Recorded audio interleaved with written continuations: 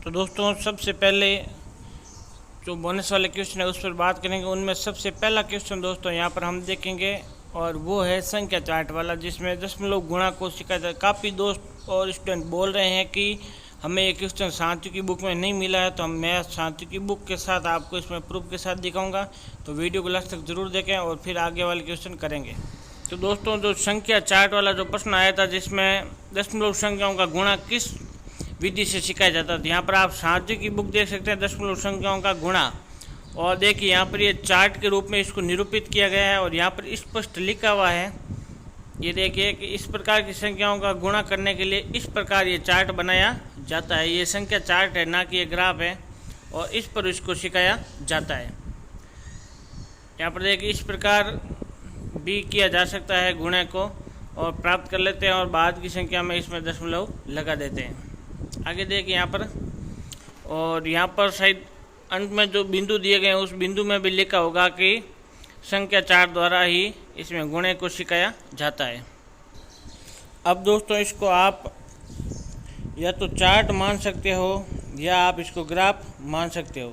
दोस्तों जब भी ग्राफ बनाया जाता है तो इसमें यहाँ पर और इस साइड में और इस साइड में एक्स और वाई का मान लिखा जाता है, और एक्स और वाई की यहाँ पर एक्स और वाई को भी दर्शाया जाता है। लेकिन संख्या चार्ट में इस प्रकार का कुछ भी दर्शाया नहीं जाता। इसलिए दोस्तों उस प्रश्न का सही जवाब संख्या चार्ट ही माना जा रहा है। फिर भी अगर ग्राफ भी हो सकता है तो दोस्तों आपको बोनस मिलने की संभावना बनती है, लेकिन दोस्तों बोनस की लगभग संभावना कम है, क्योंकि संख्या चार्ट इसका सही जवाब होना चाहिए। आप खुद क्लास 7 की यह बुक देख लेना, पेज संख्या 28 से इसमें शुरू है दशमलव संख्याओं का गुणा।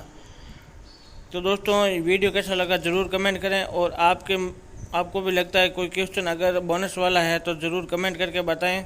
और अब दोस्तों हम आगे वाले क्वेश्चन भी देख लेते हैं जिनमें बोनस मिलने की संभावना है, जहां पर हम सबसे पहला यहाँ पर ईवीएस का क्वेश्चन देखेंगे और बाकी बच्चे जो क्वेश्चन है वो भी देखेंगे। तो ज़रूर देखें लास्ट तक। कौन कौन से ऐसे क्वेश्चन हैं जिनमें लेवल 1 में आपको बोनस मिल सकता है। सबसे ज़्यादा कंफ्यूज करने वाले क्वेश्चन इसमें इस बार साइकोलॉजी और ईवीएस में ज़्यादा क्वेश्चन आए हैं जिन पर आपको बोनस की संभावना बन रही है। तो सबसे पहला क्वेश्चन यहाँ पर देखते हैं, ईवीएस का है ये लेवल 1 का।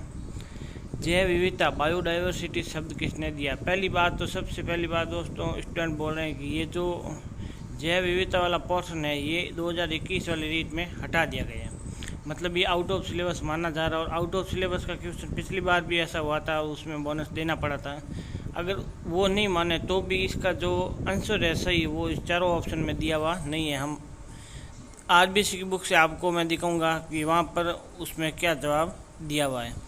तो आरबीसी की बुक के अकॉर्डिंग इसमें चारों ऑप्शन में है वो जवाब नहीं है। तो देखते हैं आरबीसी की बुक में इसका क्या सही जवाब है। तो यहाँ पर दोस्तों आप देख सकते हैं आरबीसी की बुक की ये कॉपी है, और यहाँ से सबसे पहली वाली लाइन आप देख सकते हैं, बहुत विविधता मिलती है। जैव विविधता शब्द सामाजिक जैव वैज्ञानिक एडवर्ड विल्सन द्वारा जैविक संगठन के प्रत्येक स्तर पर उपस्थित जैव विविधता को दर्शाने के लिए प्रचलित किया गया था। तो जैव विविधता जो शब्द है वो एडवर्ड विल्सन द्वारा दिया गया है, तो विल्सन यहाँ पर ऑप्शन में है ही नहीं। तो दोस्तों इसका जो बोनस मिलने की संभावना है वो 101% यहाँ पर बन जाती है। तो इसमें कंफर्म है कि यहाँ पर बोनस मिलने की पूरी संभावना है, क्योंकि जो बुक में दिया हुआ है उसके अकॉर्डिंग दोस्तों एडवर्ड विल्सन है, और एडवर्ड विल्सन पेपर में चारों ही ऑप्शन में नहीं दिया गया। आप यहाँ पर वापस देख सकते हैं क्वेश्चन। तो यहाँ पर आप देख लीजिए चारों ही ऑप्शन में एच टेंसले है, ई हिक्कल है, RH विटेकर है और WG रोजन है। लेकिन चारों ही ऑप्शन में दोस्तों एडवर्ड विल्सन नाम का यहाँ पर कोई ऑप्शन नहीं है। इसलिए दोस्तों इसमें बोनस आपको पक्का मिलेगा, या फिर आउट ऑफ सिलेबस के कारण भी आपको इसमें बोनस दिया जा सकता है। और देखते हैं नेक्स्ट क्वेश्चन कौन सा है जिसमें सबसे ज़्यादा संभावना है बोनस मिलने की। यहाँ पर देखिए दोस्तों ये हिंदी का क्वेश्चन है, निम्न में से रचना शिक्षण का उद्देश्य नहीं है। तो दोस्तों ये क्वेश्चन L1 में भी पूछा गया है और L2 में भी पूछा गया है। यहाँ पर आप देख सकते हैं ये L2 का भी क्वेश्चन है, इसमें है रचना शिक्षण का उद्देश्य है। इसमें पूछा गया रचना शिक्षण का उद्देश्य है, और उसमें पूछा गया रचना शिक्षण का कौन सा उद्देश्य नहीं है। तो दोस्तों यहाँ पर दोनों ही क्वेश्चन में काफ़ी कन्फ्यूजन है, और इसलिए दोस्तों इस क्वेश्चन को बोनस के रूप में आप मान सकते हैं, क्योंकि इसमें जो यहाँ पर ऑप्शन दिए गए हैं इन चारों ऑप्शन में और वहाँ से जो चारों ऑप्शन दिए गए उनमें एक ऑप्शन मिलान नहीं करा, इसलिए दोस्तों दोनों क्वेश्चन ऑपोजिट है, इसलिए इसमें बोनस मिलने की पूरी संभावना बन रही है। आप ध्यान से देख लेना वापस चारों ऑप्शन मिला के। अगला क्वेश्चन देखते हैं उस कौन सा है जिसमें बोनस मिलने की आपको पूरी संभावना है। एक दोस्तों ये क्वेश्चन आया था, साइकोलॉजी का है। इसमें पूछा गया है शिक्षण की खेल कूद विधि किस सिद्धांत पर आधारित है, और 2015 वाली रीट में ये क्वेश्चन पूछा गया था। और इसमें ऑप्शन जो बी है उसमें लिखा गया था वृद्धि और विकास के मनोवैज्ञानिक सिद्धांत पर आधारित है, और इसका सही जवाब वही होना चाहिए। लेकिन दोस्तों यहाँ पर शारीरिक शिक्षा कार्यक्रम भी माना जाता है और शिक्षण की विधियों के सिद्धांत भी माना जाता है। इसके अकॉर्डिंग दोस्तों जो क्वेश्चन है उसमें शिक्षण की खेल कूद विधि किस सिद्धांत पर आधारित नहीं है, यहाँ पर नई वर्ड देना चाहिए था ताकि ये 3 हो जाते और एक इसमें कट जाता। इसमें लगभग तीनों जवाब सही माने जा रहे हैं, ए बी और डी इसमें तीनों जवाब माने जा रहे हैं, इसलिए दोस्तों इसमें बोनस मिलने की पूरी संभावना यहाँ पर बन रही है। बाकी दोस्तों सही जवाब इसका वृद्धि और विकास के मनोवैज्ञानिक सिद्धांत पर आधारित ऐसा होना चाहिए था, लेकिन ऐसा कोई ऑप्शन दिया हुआ नहीं है, इसलिए इसमें बोनस मिलने की आपकी पूरी संभावना बन रही है।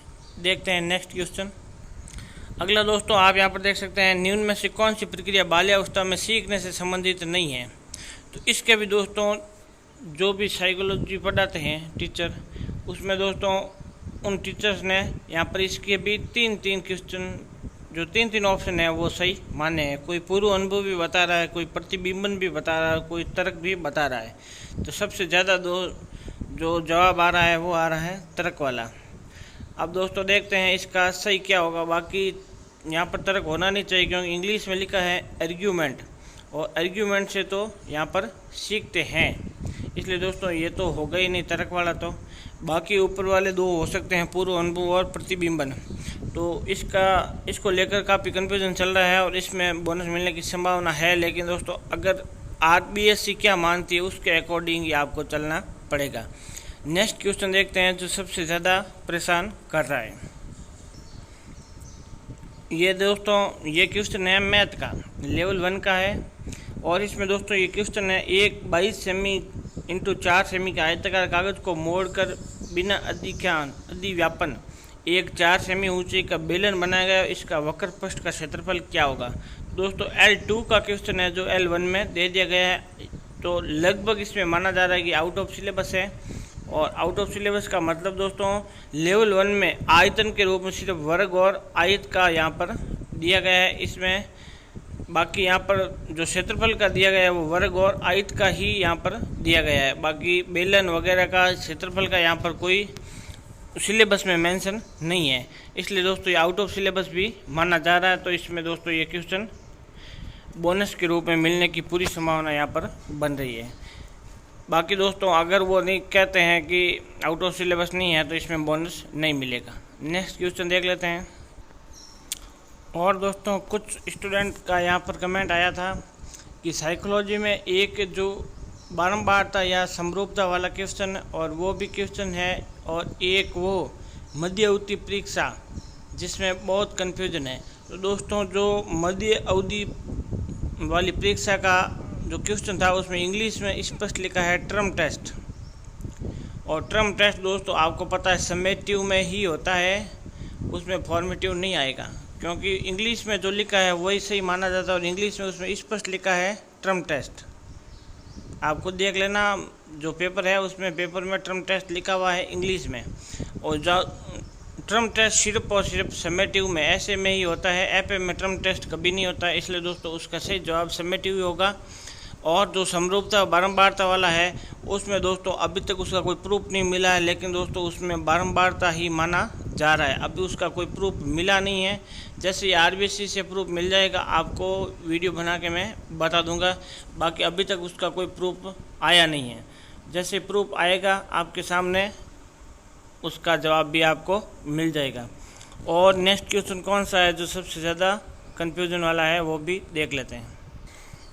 यहाँ पर दोस्तों आप देख सकते हैं हिंदी का क्वेश्चन है, हिंदी भाषा में वाक्य के मनुष्य अंग होते हैं। तो दोस्तों थोड़ा सा मिसप्रिंट हो चुका है, खुद प्रश्न यहाँ पर मिसप्रिंट है, क्योंकि मनुष्य अंग कभी कुछ नहीं होता है। यहाँ पर मुख्य अंग होना चाहिए था क्वेश्चन में, या मुख्यतः अंग होते हैं। इस तरह से क्वेश्चन प्रिंट होना चाहिए था, लेकिन यहाँ पर मिस प्रिंट के कारण दोस्तों आपको ये बोनस भी मिल सकता है, और लगभग सभी स्टूडेंट मेरे हिसाब से इसको सही करके ही आए होंगे कि इसमें 3 होते हैं या 2 होते हैं। बाकी दोस्तों इसमें जो कन्फ्यूज़न है वो सिर्फ एक ही है कि यहाँ पर जो छपा है क्वेश्चन वो मिस प्रिंट हुआ है, मुख्य की जगह मनुष्य छप गया है, या फिर क्या पता आरबीसी के पास मनुष्य अंग भी होते होंगे, वो हम कुछ नहीं कह सकते। लेकिन दोस्तों हमारे हिसाब से देखें तो इसमें मनुष्य अंग नहीं होता है, मुख्य अंग होता है। और मुख्य अंग दोस्तों यहाँ पर आपको मैं आरबीसी की बुक से दिखा देता हूँ कौन कौन से हैं।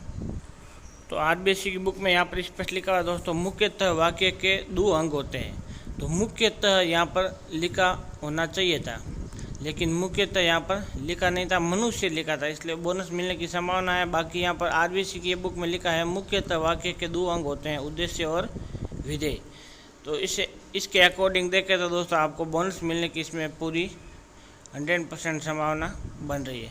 तो लगभग दोस्तों ये जो क्वेश्चन है ये बोनस वाले हैं सारे के सारे। और इसके अलावा दोस्तों अगर आपको लगता है कि कोई और ऐसा क्वेश्चन है जो कंफ्यूज करने वाला है, बाकी साइकोलॉजी में हमने देख लिया था सभी, एक वो दोस्तों 40 वाला और 30 वाला वो क्वेश्चन है, वो मैंने कल के वीडियो में भी आपको बताया था।